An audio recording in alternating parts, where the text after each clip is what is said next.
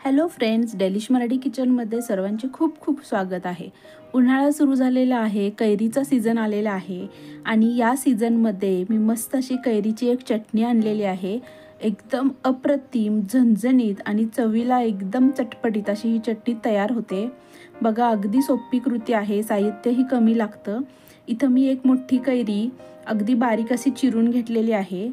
तुम्ही हवं तर खिसूनही घेऊ शकता। बघा, मसाल्यांमध्ये 1 चमचा तिखट पावडर घेतलेली आहे, तुम्ही तुमच्या आवडीप्रमाणे कमी जास्त करा। पाव चमचा हिंग, पाव चमचा हळद, चवीपुरतं मीठ आणि साखर घेतलेली आहे। साखरेऐवजी तुम्ही गुळही घेऊ शकता। बघा, अर्धा चमचा इथं मी मेथीचे दाणे घेतलेले आहेत आणि फोडणीसाठी जिरे आणि मोहरी। तर बघा, सगळ्यात आधी आपल्याला एक पॅन घ्यायचा आहे आणि या पॅनमध्ये सगळ्यात आधी आपण तेल गरम करून याच्यामध्ये मेथ्या घातलेल्या आहेत। फ्लेम अगदी लो ठेवायची आहे। बघा, मेथ्या आपल्या परतलेल्या आहेत। आता आपण याच्यामध्ये मोहरी आणि जिरे घालून देऊयात। मोहरी तडतडलेली आहे, मस्त अशी आपण फोडणी घातलेली आहे। आता बघा, आपण याच्यामध्ये तिखट पूड, हळद, हिंग, साखर आणि मीठ हे सगळंही घालून देऊ आणि अगदी 1 सेकंदासाठी परतून आपण लगेचच याच्यामध्ये कैरी घालणार आहोत, नाहीतर आपली फोडणी करपून जाईल। बघा, कैरी घातलेली आहे। आता व्यवस्थित सगळं मिक्स करून घेऊयात। लो फ्लेमच ठेवायची आपल्याला, फ्लेम वाढवायची नाहीये। बघा, व्यवस्थित आपण सगळं मिक्स करून घेतलेलं आहे।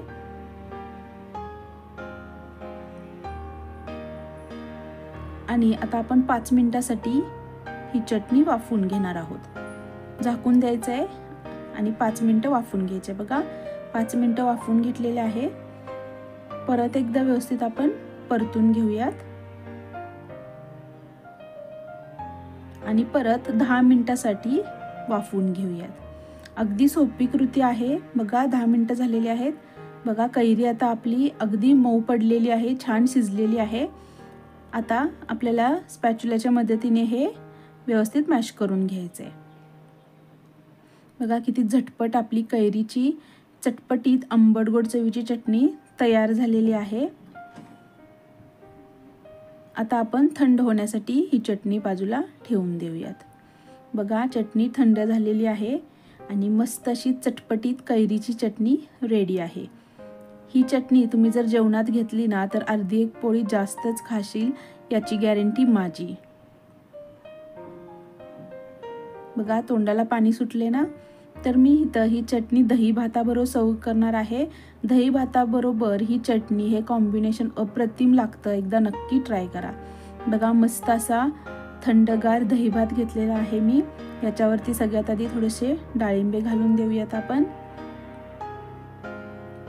आणि अजून गार्निशिंगसाठी मी याच्यावरती थोडीशी कोथिंबीर घालणार आहे आणि मस्त अशी आपली ताजी कैरीची चटपटीत चटणी। अगदी अप्रतिम असं हे कॉम्बिनेशन लागतं, बघताच तोंडाला पाणी सुटले असेल, खरं ना? तर अशी ही आपली कैरीची चटपटीत चटणी तयार झालेली आहे, नक्की ट्राय करा। ही चटणी फ्रीजमध्ये आठवडाभर सहज टिकते आणि 2 दिवस बाहेर व्यवस्थित राहते। फ्रेंड्स, माझे चॅनल नवीन आहे, रेसिपी आवडली असेल तर प्लीज लाईक करा, शेअर करा, सबस्क्राईब करायला विसरू नका। थँक्यू।